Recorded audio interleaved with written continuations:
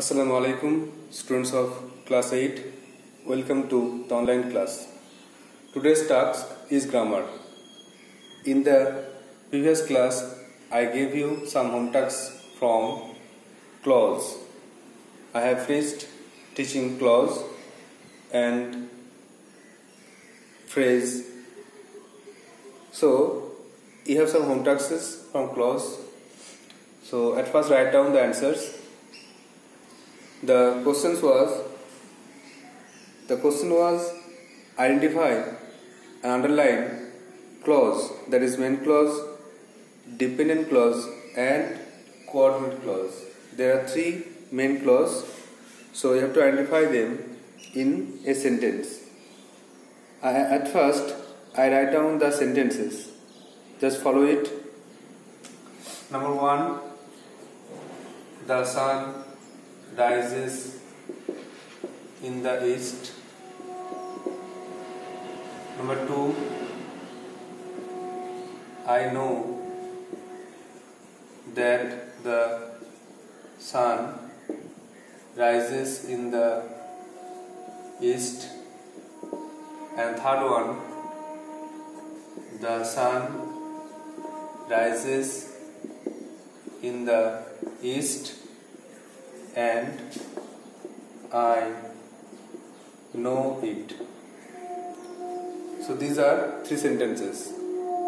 At first, we have to point out the main clause. The sun rises in the east. It is a main clause. এটা কিন্তু একটা প্রধান বাক্য, প্রধান বাক্যাংশ বলা যায়। I know, এটা কিন্তু মেন ক্লজ, এটা কিন্তু প্রধান বাক্যাংশ। That the sun rises in the east, যে সূর্য পূর্ব দিকে ওঠে, এটা কিন্তু ডিপেন্ডেন্ট ক্লজ। যেহেতু মেন ক্লজের উপর নির্ভরশীল, অর্থ সম্পূর্ণ নয়। যে সূর্য পূর্ব দিকে ওঠে মানে কি? যে সূর্য মানে তো আমি জানি যে সূর্য পূর্ব দিকে ওঠে, এটা কমপ্লিট সেন্টেন্স। কিন্তু শুধু দ্যাট থেকে কিন্তু এটা অপ্রধান বাক্যাংশ, এই জন্য এটা ডিপেন্ডেন্ট বা সাবঅর্ডিনেট ক্লজ।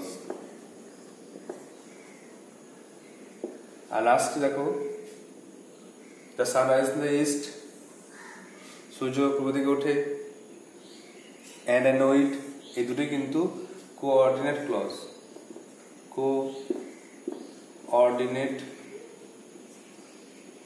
কোঅর্ডিনেট ক্লজ যুক্ত হয়েছে কোঅর্ডিনেটিং কনজাংশন দিয়ে।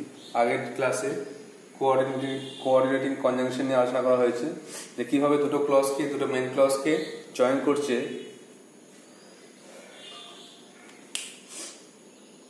তাহলে প্রথমে হচ্ছে মেন ক্লজ পুরোটাই, তারপরে দুটো ভাগ আছে, একটা মেন ক্লজ একটা ডিপেন্ডেন্ট ক্লজ। আর এটা দুটোই মেন ক্লজ কিন্তু জয়েন হয়েছে অ্যান্ড বাট দিয়ে। আর এটা পুরো কাজ করছে কোঅর্ডিনেটিং কনজাংশন আর কোঅর্ডিনেট ক্লজের মতো। দুটো কিন্তু কোঅর্ডিনেট ক্লজ, মেন ক্লজ হয়েও আবার কোঅর্ডিনেট ক্লজ। এ হবে তোমাদের অ্যান্সার অফ হোম টাস্ক। তোমাদের যেটা হোম টাস্ক ছিল তার অ্যান্সার দেওয়া হলো।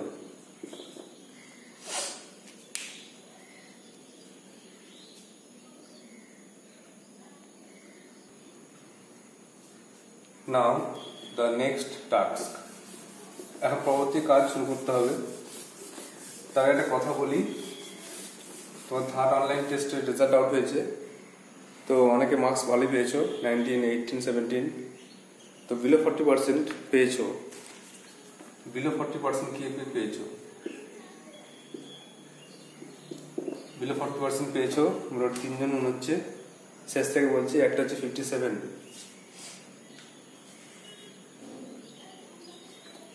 Roll number 57। বিলো 40% পেয়েছো। কেন পেয়েছো বুঝতে পারছি না। অনলাইন ক্লাস করছো, এমসিকিউ টাইপ কোশ্চেন হচ্ছে। পড়াশোনা ভালো করে করলে অবশ্যই ভালো মার্কস তুলতে পারবে, কিন্তু কেন যে নাম্বারটা তোমার কম হচ্ছে বুঝতে পারছি না। অনেকে পাচ্ছে 17, 18, 19, 20 পেয়েছে অনেকে, আর তুমি এরকম 5-6 বসে আছো। 57 তুমি কিন্তু বিলো 40% পেয়েছো। তোদের বলা হচ্ছে যেন একটু কেয়ারফুল হও, পড়াশোনার প্রতি একটু আগ্রহ আনো।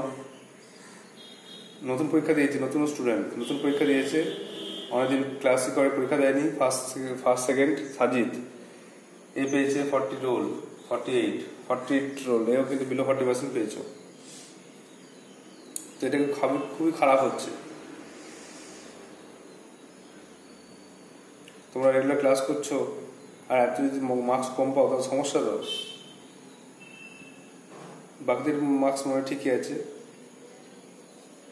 70-80 করে আছে, কিন্তু এই 3 জন বিলো 40 মার্কস পেয়েছো। তোমাদের বারবার সাবধান করা হচ্ছে ক্লাসগুলো রেগুলার ফলো করো, যে হোম টাস্ক দেওয়া হচ্ছে সেই হোম টাস্কগুলো অ্যান্সার করে পাঠাও, যেন নেক্সট টাইম এই ভুল না হয়। Next, the next task that is sentence. আমরা ফ্রেজ ক্লজ শিখে আজকে সেন্টেন্স শিখবো। সেন্টেন্স শেখা হয়ে গেলে আমরা পরের দিন থেকে নেক্সট টেক্সট বুক শুরু করবো। তো today's task is sentence.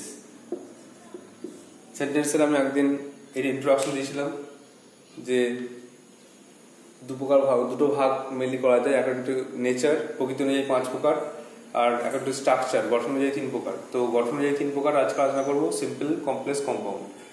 At first, what is sentence? সেন্টেন্সটা কি সেটা আমার আগে জানতে হবে। A sentence is a group of words which makes a complete sense. তার মানে কয়েকটি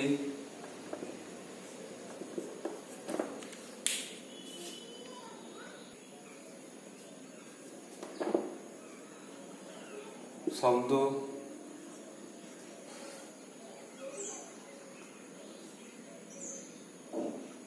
পাশাপাশি বসে যখন একটি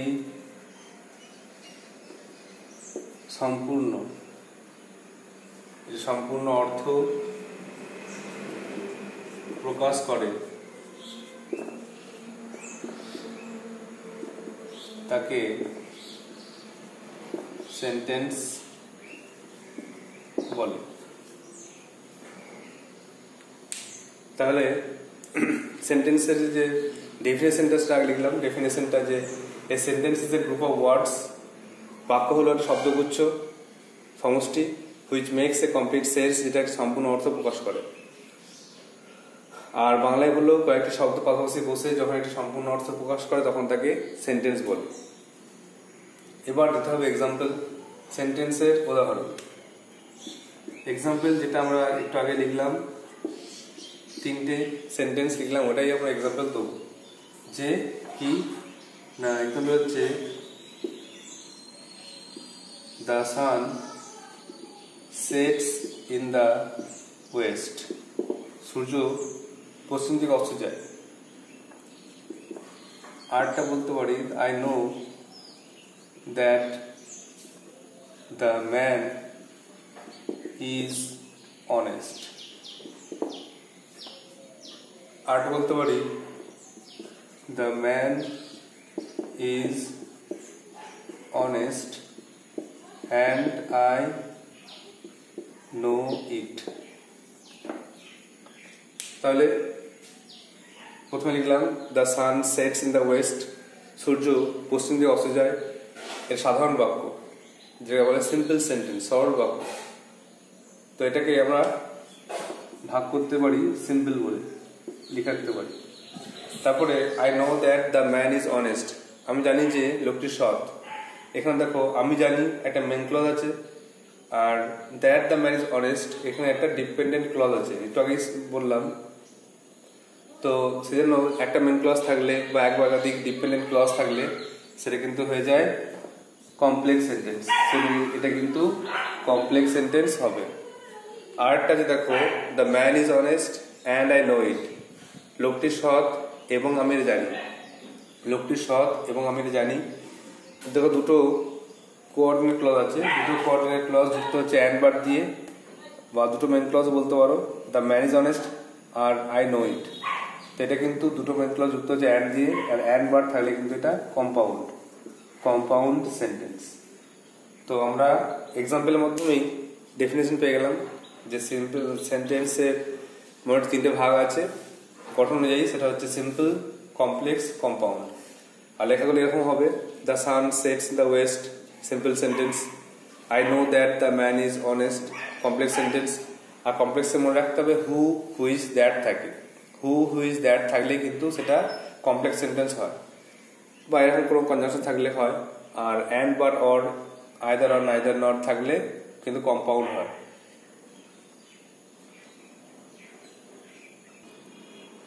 এবার আমাদের লিখতে হবে কাইন্ডস অফ সেন্টেন্সেস। এর ডেফিনেশন হলো সেন্টেন্সের। এবার সেন্টেন্সের ভাগটা করতে হবে।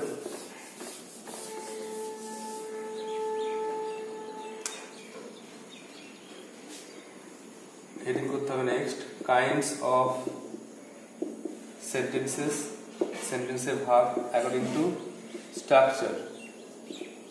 গঠন অনুসারে সেন্টেন্স তিন প্রকার। লিখতে হবে গঠন অনুসারে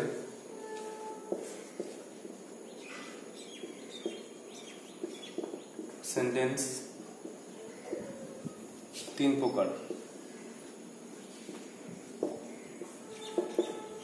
এক নম্বর হচ্ছে সিম্পল সেন্টেন্স, দু নম্বরে কমপ্লেক্স সেন্টেন্স, আর তিন নম্বরে কম্পাউন্ড সেন্টেন্স। সরল বাক্য, জটিল বাক্য আর যৌগিক বাক্য, তিন প্রকার সেন্টেন্স গঠন অনুযায়ী। এই বাংলাটা একটু লিখলাম বলে লিখছি না।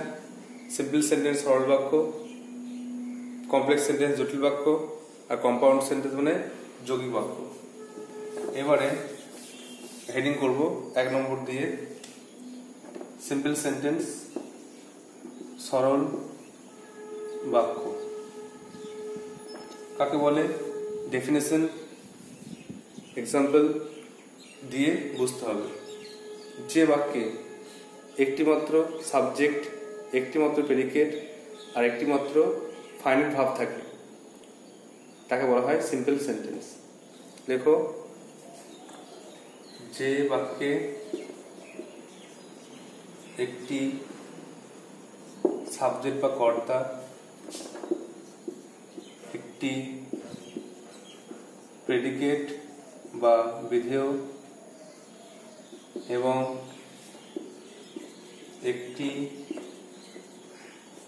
সমাপিকা ক্রিয়া, সমাপিকা ক্রিয়া যেটা বলা হয় ফাইনাইট ভার্ব, একটি ফাইনাইট ভার্ব থাকে তাকে সিম্পল সেন্টেন্স বা সরল বাক্য বলে,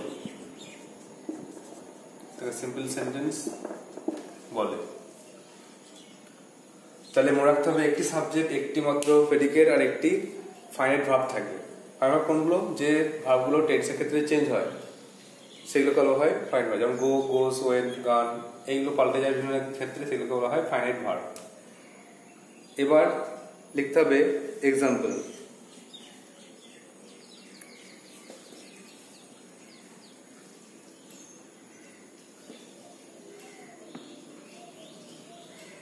এক্সাম্পল লিখব প্রথমে, আই নো হার নেম, আমি তার নাম জানি। তারপরে I have a blue pen, আমার একটা নীল পেন আছে।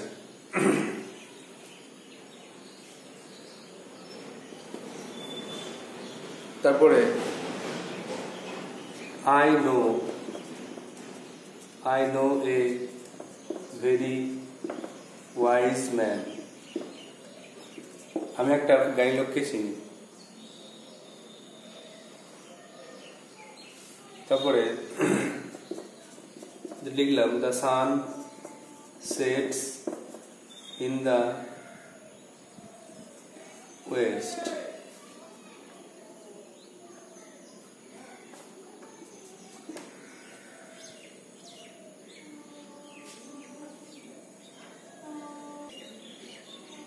আরেকটা the boy the boy is very lazy, ছেলেটি খুব অলস।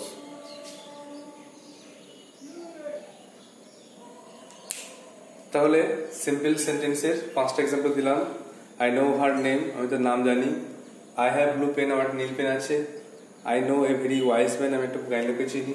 The sun sets in the west, সূর্য পশ্চিম দিকে অস্ত যায়। আর the boy is very lazy, ছেলেটা খুব অলস।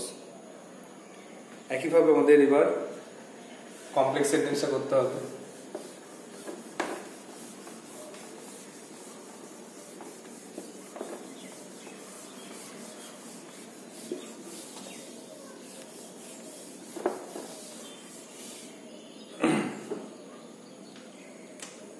নম্বর হেডিং লিখতে হবে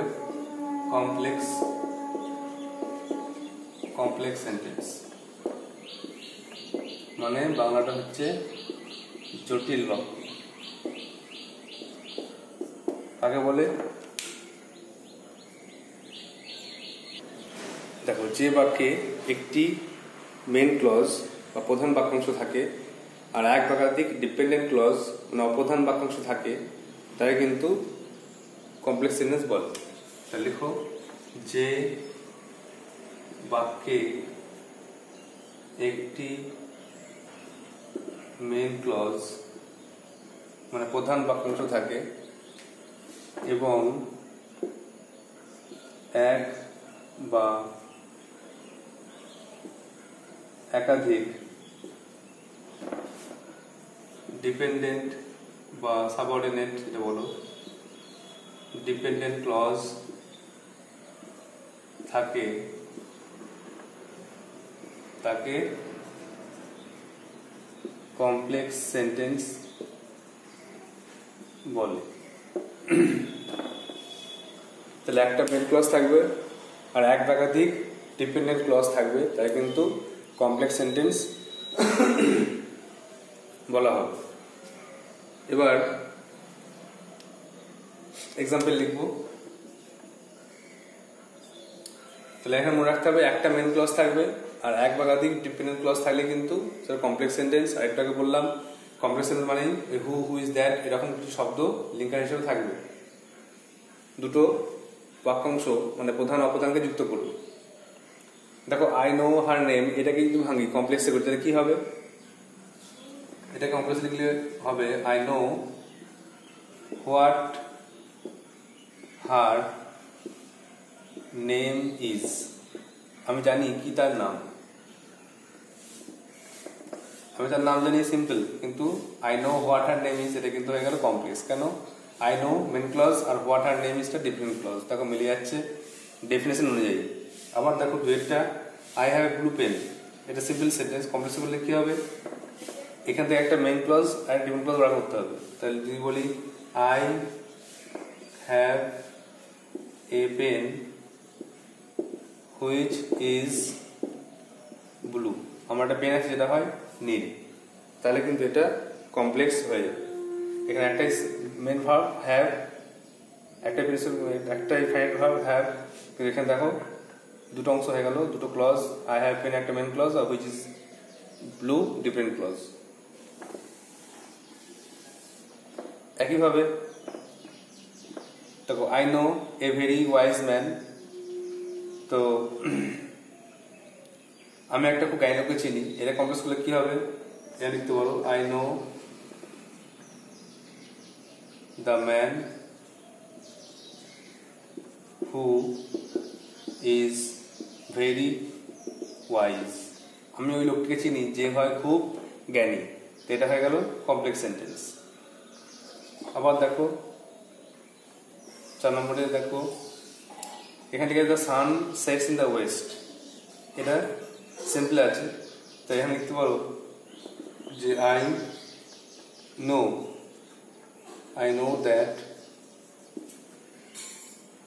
no that the sun sets in the West, আমি জানি যে সূর্য পশ্চিম দিকে অস্ত যায়। তা সিম্পল থেকে কমপ্লেক্স হয়ে যাচ্ছে, বা একদিন এক্সাম্পল দিয়ে বোঝানো হচ্ছে। তারপরে এখানে 5 নম্বর, the boy is very lazy, ছেলেটা খুব অলস, এটা লিখতে পারো there is a boy, একটা ছেলে আছে, there is a boy who is very lazy, একটা ছেলে আছে যে খুব ক্যানি, যে খুব অলস। তাহলে এটা হয়ে গেল সিম্পল থেকে কমপ্লেক্স, বা এক্সাম্পল দিয়ে বোঝানো হলো যে কিভাবে কমপ্লেক্স সেন্টেন্স হয়। তাই কমপ্লেক্স সেন্টেন্স একটা মেন ক্লজ থাকবে, দেখো I know, I have a pen, I know there is a boy, এগুলো প্রথমগুলো সব কিন্তু মেন ক্লজ, তারপরে দেখো বাকিটা এই হোয়াট থেকে বাকিটা ডিপেন্ড ক্লজ, হুইচ থেকে, হু থেকে, দ্যাট দ্য সান থেকে, হু থেকে কিন্তু সব ডিফারেন্ট ক্লজ। এইভাবেই কিন্তু কমপ্লেক্স সেন্টেন্সে গঠন করা হয়। আর লাস্ট 3 নম্বর, ভালো করে এটা এক্সাম্পলগুলো ডেফিনেশনগুলো মনে রাখতে হবে, না কিন্তু বুঝতে পারবে না। প্রথম মনে হচ্ছে হ্যাঁ পারছি, কিন্তু পরে ভুলে যাবে রিভিশন না করলে। তো বারবার রিভিশন করতে হবে আর পরে মাথায় ভালো করে নিতে হবে যে কিভাবে হচ্ছে। লাস্ট দেখো 3 নম্বর, কম্পাউন্ড সেন্টেন্স, যেটা মানে হচ্ছে যৌগিক বাক্য। কাকে বলে দেখো, কম্পাউন্ড সেন্টেন্স কাকে বলে দেখো, যে বাক্যে 2 বা তার বেশি মেন ক্লজ থাকে এবং সেটা একটা কনজাংশন, যেমন and, but, or, either, or, neither, নর ইত্যাদি দ্বারা যুক্ত থাকে, তাকে কিন্তু বলা হয় কম্পাউন্ড সেন্টেন্স। তাহলে দেখো, যে বাক্যে 2 বা তার বেশি মেন ক্লজ থাকে এবং তারা কনজাংশন, যেমন and, but, or, so, either, or, neither, not ইত্যাদি দ্বারা যুক্ত থাকে, তাকে বলা হচ্ছে কনজাংশন দ্বারা যুক্ত থাকে তাকে কম্পাউন্ড সেন্টেন্স বলে। তার মনে রাখতে হবে কম্পাউন্ড সেন্টেন্স যৌগিক বাক্যে 2 বা তার বেশি মেন ক্লজ থাকবে এবং তারা কিন্তু and, but, or, so, either, neither, not দিয়ে যুক্ত থাকবে। এক্সাম্পল করে দেখো, এক্সাম্পল যেমন আগের মতো লিখলাম তেমনই লিখবো, তাই যদি আইডিয়া পাও, বুঝতে পারো। প্রথমে ছিল আই নো হার নেম, তারপর হয়ে গেল I know what her name is, আর এখন লিখতে পারো যে she has a name and I know it.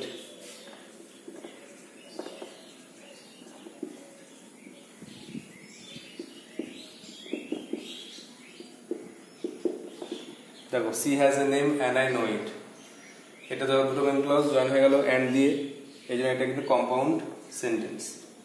Number 2 দেখো, 2 ছিল যে আমার I have a blue pen, complex হয়ে গেল I have a pen which is blue, আর এটা লিখতে পারো I have a pen and it is blue, আমার একটা পেন আছে, পেনটা নীল।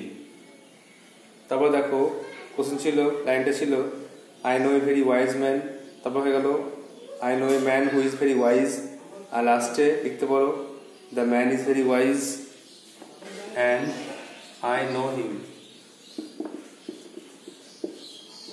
The man is very wise and I know হিম।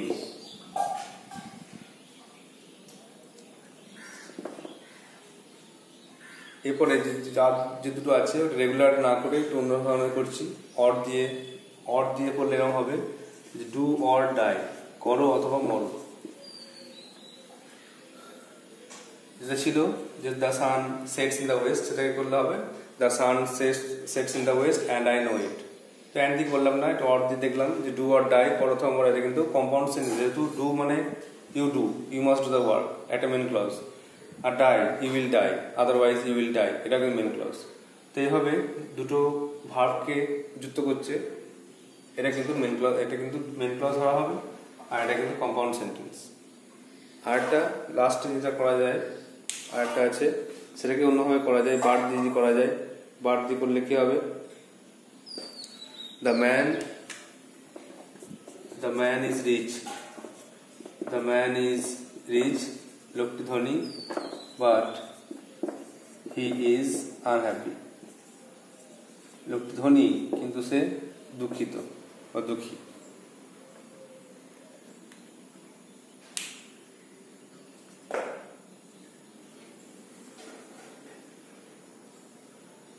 তাহলে কম্পাউন্ড সেন্টেন্স এক্সাম্পল হলো, she has a name and I know it, I have a pen and it is blue, the man is very wise and I know it and I know him, do or die, আর the man is rich but he is unhappy. So these are the examples of compound sentence. এখন যে টাস্কটা দেওয়া হচ্ছে সেটা হচ্ছে identify simple, complex, compound sentence. এখন তো আমাদের 3টে সেন্টেন্স হয়ে গেল, 3টে সেন্টেন্স শেখা হলো। এবার নেক্সট টাস্কটা হচ্ছে আইডেন্টিফাই করতে হবে যে কোনটা কোন সেন্টেন্স, সিম্পল, কমপ্লেক্স না কম্পাউন্ড। এটা ফার্স্ট আমাদের স্টেপ। আর নেক্সট স্টেপে আমাদের কি করতে হবে, সেন্টেন্স চেঞ্জ করতে হবে, মানে সিম্পল থেকে কমপ্লেক্স, কমপ্লেক্স থেকে কম্পাউন্ড, এগুলো করতে হবে। তো নেক্সট দিন আমরা টেক্সট পড়বো, আর তার সঙ্গে সঙ্গে টাইম থাকলে আমরা সেন্টেন্সটা গ্রামারটা এগিয়ে যাবো। আচ্ছা, শুধু গ্রামারটাই হলো, ভালো করে খাতায় লিখে রাখতে হবে। নেক্সট টাস্ক দেওয়া হচ্ছে, সেটা হচ্ছে আইডেন্টিফাই সেন্টেন্স। কোশ্চেনটা হচ্ছে আইডেন্টিফাই সেন্টেন্সেস, সেন্টেন্সকে চিহ্নিত করো, সিম্পল, কমপ্লেক্স না কম্পাউন্ড। এখনই শিখলে তো সেটা একটা হোম টাস্ক না দিলে হবে না, প্র্যাকটিস করতে হবে। তো সিম্পল না কমপ্লেক্স না কম্পাউন্ড এটা আইডেন্টিফাই করবে। অবশ্যই ডেফিনেশনগুলো ফলো করবে, এক্সাম্পলগুলো ফলো করবে, দিয়ে হোয়াটসঅ্যাপে আমাকে সেন্ড করে পাঠাবে। 1 নম্বর লেখো, he is too tired to walk, সে এত ক্লান্ত যে হাঁটতে পারে না, সে অত্যন্ত ক্লান্ত হাঁটতে। তারপরে I have a friend who lives in Mumbai, আমার একটা বন্ধু মুম্বাইয়ে বাস করে। Next, Priyam wrote a letter but he got no reply. Priyam একটা চিঠি লিখেছিল কিন্তু সে কোনো উত্তর পায়নি।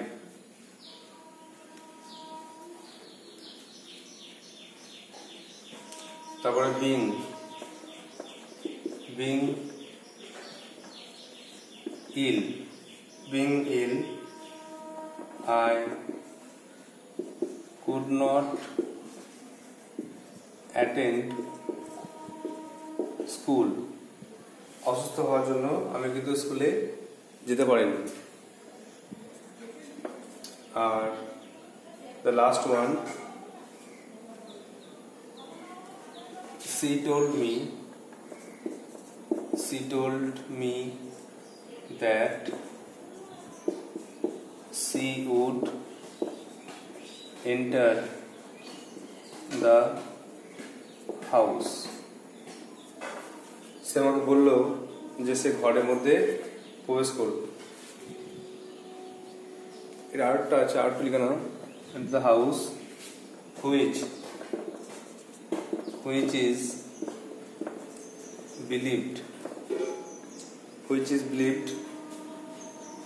to be haunted, যেটাকে ভূতের বাড়ি বলা হয়। তাহলে she told me that she would enter the house, সে আমাকে বললো সে ঘরে প্রবেশ করবে, which is believed to be haunted, যেটা হচ্ছে ভূতের বাড়ি। তাহলে these are the 5 home tasks. You have to identify them, write them in a copy and send me to my WhatsApp. The sentences are: he is too tired to work. I have a friend who lives in Mumbai. Priyam wrote a letter but he got no reply. Being ill, I could not attend school. She told me that she would enter the house which is believed to be haunted. এখানে দেখো 5টা sentence আছে, 5টা সেন্টেন্সকে তোমাদেরকে home task simple complex compound এটা definition example ভালো করে মুখস্থ করে নিয়ে তারপর করতে হবে। I hope you will do so. So that's all for today. Thank you.